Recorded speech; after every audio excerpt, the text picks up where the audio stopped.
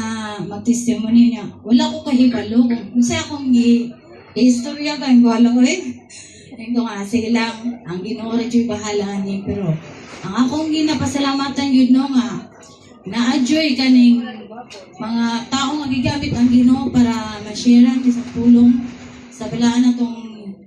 Diyos, labi na sa kinabuhi ng pastor kay sa una jud kanang naapod ko yung mga lahim nga sikta nga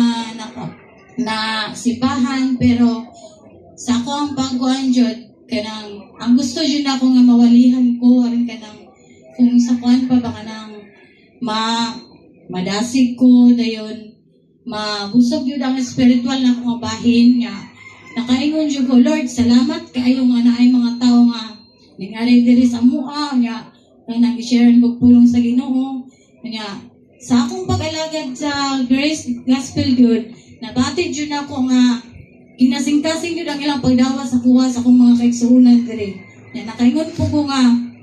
nagpasalamat yun po ko nga kanang bisan pa man sa kanang mga pagsulay, mga pag-BI-BI sa ko, kanang masimba ko, kanang nakaingon ko nga, kaya rin yun ako ni Lord. Dili yun na sila magmanaugon kay ikaw yun kanunay ang kanabang gamhanan o ikaw yun ang matungan. Dili ang imuhang kalaban kay sa tinuod lang no kanang magsimba ko dire na makaingon bitaw ko nga daghan gid kay kanang tentasyon kanang upadulong ko dire ingon ko na pakitaan ko nila nga magdala og Bible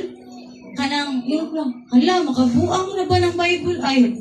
ang akong gibuhat ginan ako siya kanang tara bantag simba mo di akong gibuhat kay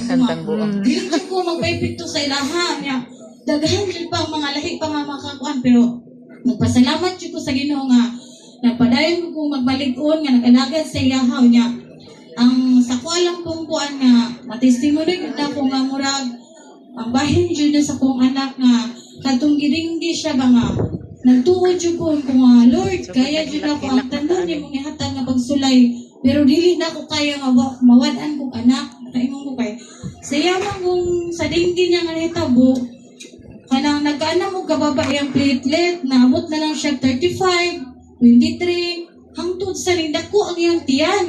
Moto nga, ko Ginoo, maluoy ka. Tabangin ta, ibalik ang nalagsik sa kong anak niya. Wala na, piyang nagyod siya kanunay. Yain ko, giistorya na kong doktor, kung ano, kanang, unsa may assurance nga sa kong anak nga kanang maulian pa ba ni siya kay pati pag-ihi, wala na dyan siya kanang as in lugmok na dyan kayo, moto nga. So, sige, napadayon